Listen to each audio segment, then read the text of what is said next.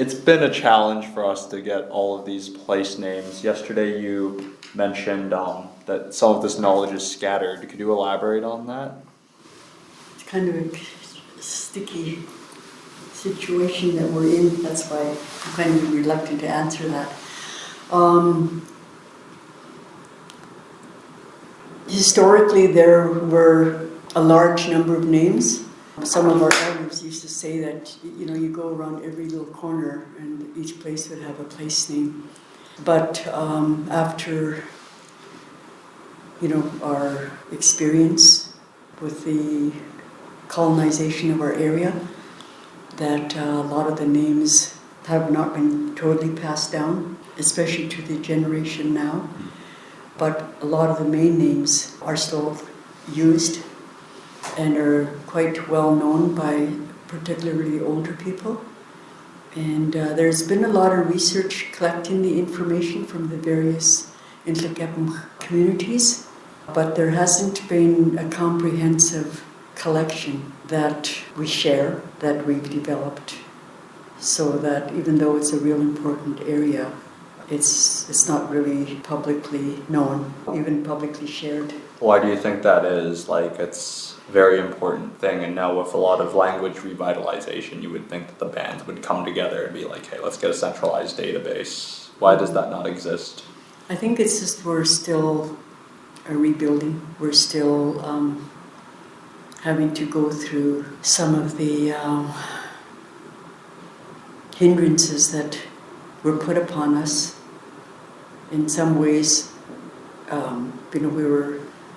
although we would have been a nation, like a strong, cohesive nation, but with the way the Indian reserves were developed, we ended up being in pockets of communities, even though people were from another community, but when they actually did the census and were deciding who was going to be from this band and who was going to be from that band and who was going to be from that band, it depended on whether that particular person happened to be there when they were probably doing a census or doing a documentation of band members and all that. So it gets to be pretty, I think, pretty sticky, a sticky situation, especially when sometimes people, brothers and sisters, would be put with separate bands. But I'm talking about in the pre-1950, and then if through marriages they would also have been put. A sister would have been put with another reserve, but her family would be over here because of marriage and because of the way the Indian Act was. So basically feeling the effects of, I don't know if that's the right way to say it, still affected by how the Indian Act has basically separated us. And so as a result, we're still not working together as we could. But I see a shift. So I think that's going to do it. But it's something that has to be rebuilt, and we have to kind of work together again. You mentioned the Indian Act kind of scattered a lot. The Indian Act, yeah. Yeah. What have been some of the ramifications of that scattering? Family. I think one thing is it's really held our hands, where we can't make our own decisions. In the 60s, probably the 50s, I don't know well, the Indian Act is quite old, but if somebody married, especially an Indian woman married a non-Indigenous person, whether it was, from another part of British Columbia, they would lose their status. And then the woman would lose her status, and then the children would lose their status. That would be one. Just land holdings, there's traditional land holdings, and then there's, it's another area that I kind of don't want to really talk too much about because can be quite contentious. When the Indian Act was first developed, we couldn't go to school beyond grade 8. we couldn't pursue careers like go to university or go to become a lawyer. Yeah, there's a number of areas. It's not kind of my area, like I just have lived with the Indian Act and all that. But so if a woman from one reserve moved to another reserve or married onto the other reserve, then they basically lost all their family's land holdings, I guess you could say. So that really separated the families, so that the brothers who would have stayed with that particular reserve would then be the heirs to the land. I think in some ways it's really prevented us from becoming more self-sufficient. A lot of people, I think that we're, quite dependent on government handouts and stuff like that. They think that we get a lot of free stuff, but in reality, what the government has provided for us is really quite minimal. I think the general person, that's non-Indigenous thinks that everything we get is free, but that's not the case. We do get education funds for going to post-secondary school, but within limitations. The federal government still pays the provincial government. As far as I know, it's still called, it used to be called Master Tuition Agreement, now it's called the Local Education Agreement, where the federal government pays the provincial government our tuition to go into the public school system. And so that in itself has been quite contentious because within those agreements, the bands want the province to provide these types of educational services to the band members and all that. So if you look at the one article that was in last week's edition, there's a write-up in there with the new superintendent. She talks about the local education agreement. That was the last part. Oh yes, yeah, I wrote it. Yeah. So it's even the school boards are aware of it, and I'm not too sure. Each band would have maybe a different type of local education agreement and all that. So I don't know. I come in with an education background, and we want particular type of education services, and it's stated that our school district is, probably the better, school board that provides services and all that. But it took us a long time to get where we're at, and it's still not where we want it to be. We've been talking a lot about place names and scattered knowledge. What other knowledge has been scattered as a result of the Indian Act? That's a really heavy question. You need to be talking to somebody like Sharon McIver. She could probably talk about it a lot more in depth. She's an instructor here, and she's a lawyer. Yeah. Basically, like our ancestral rights. Mm-hmm. Some people call it our Aboriginal rights. I can only talk about the Aboriginal rights that, we would go out to the resources, like collect our foods and stuff like that. But, there's limitations as to how we can go out and do that.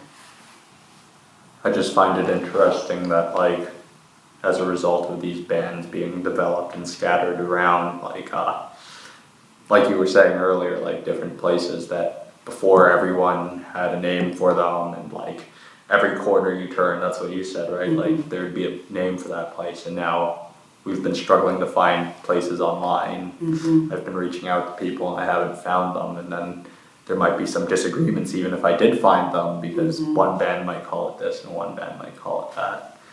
Or what's happened is there's pockets of information out there. Like the people that would be from Coldwater would of course be familiar with that, and then we're more familiar with the names around the Shalush area, mm-hmm. or Shackan or No-Age.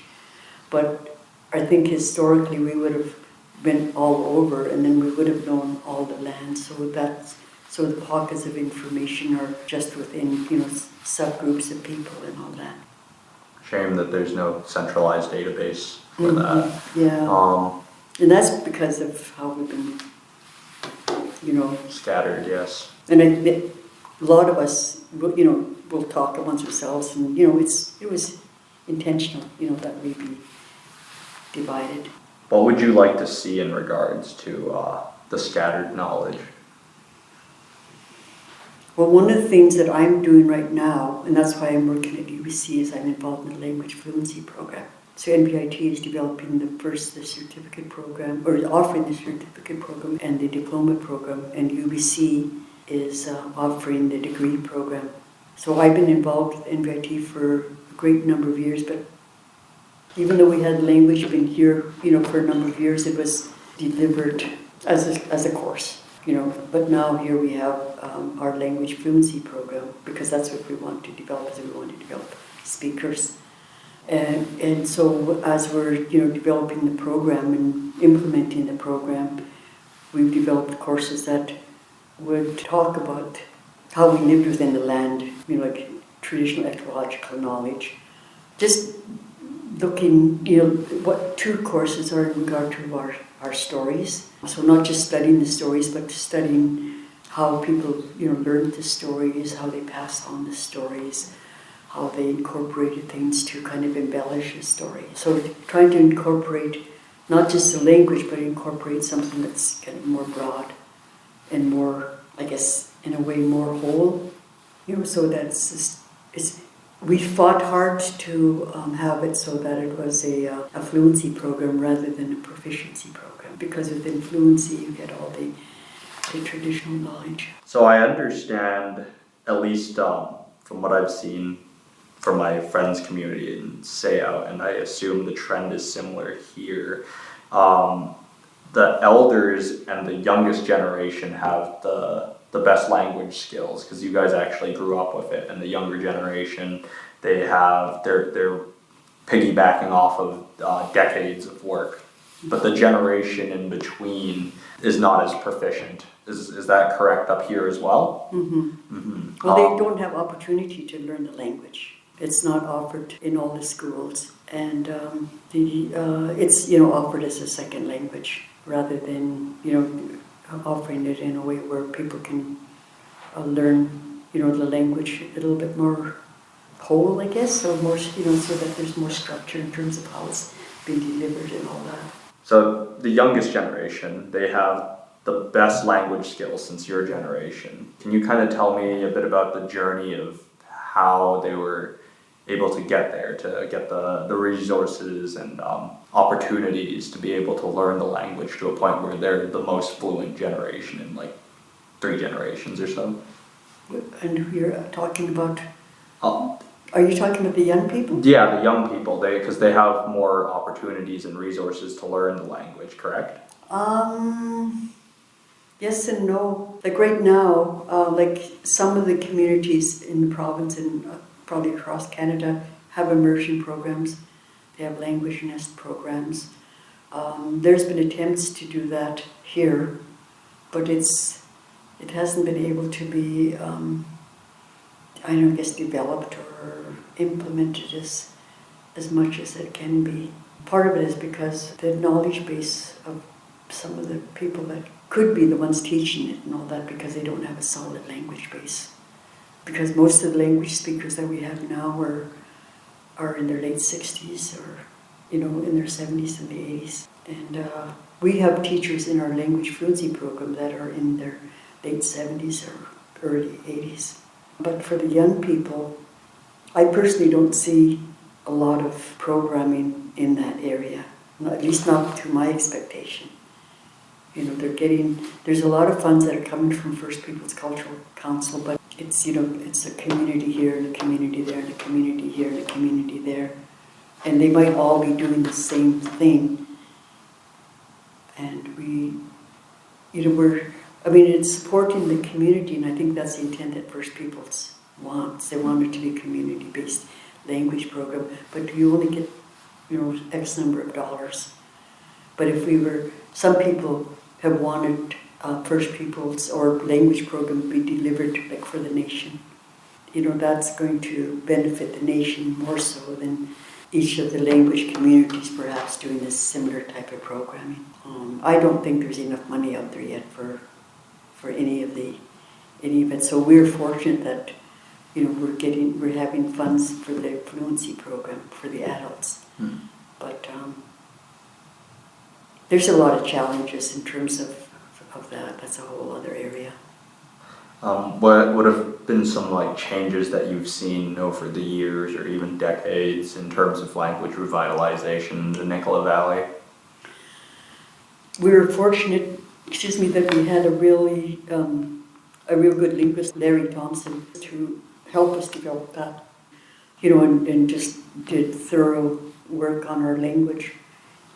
I've noticed recently that learning the language now is taken more seriously by people.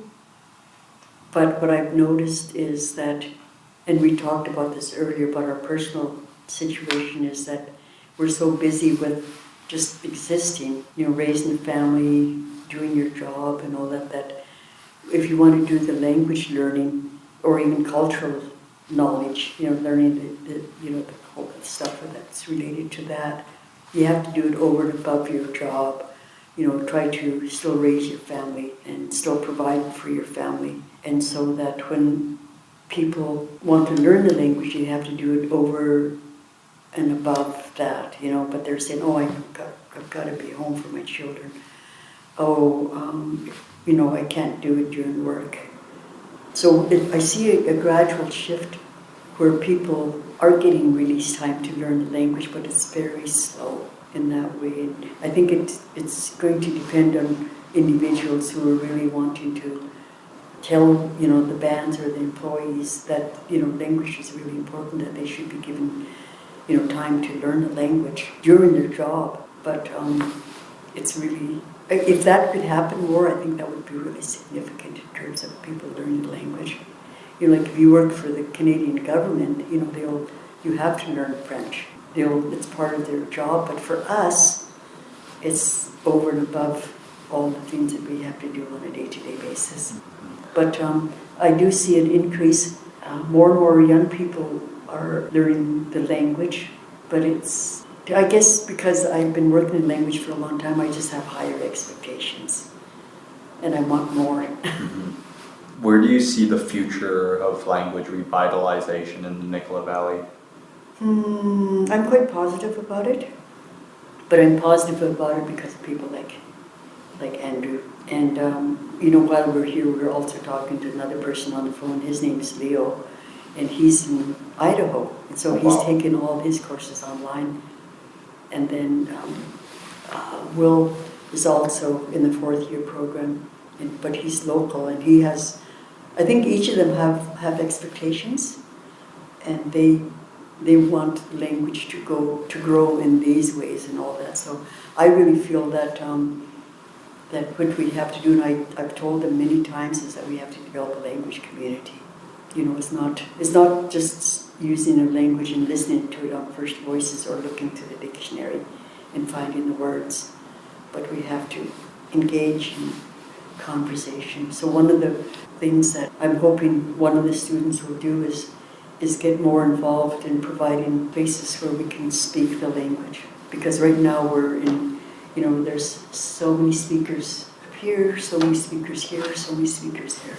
And I'm not talking like 100 speakers, I'm talking, like maybe 20 speakers here, maybe 20 speakers there, 5 speakers there, maybe 15 speakers over there. So, we just have to, keep using the language. One of the things we're doing now as language teachers is we're going to be going through a program called Reclaiming My Language. And it's working with silent speakers who know the language and been exposed to the language, but don't speak it. What other near future strides are being made in language revitalization? You get to see a lot of it on the forefront.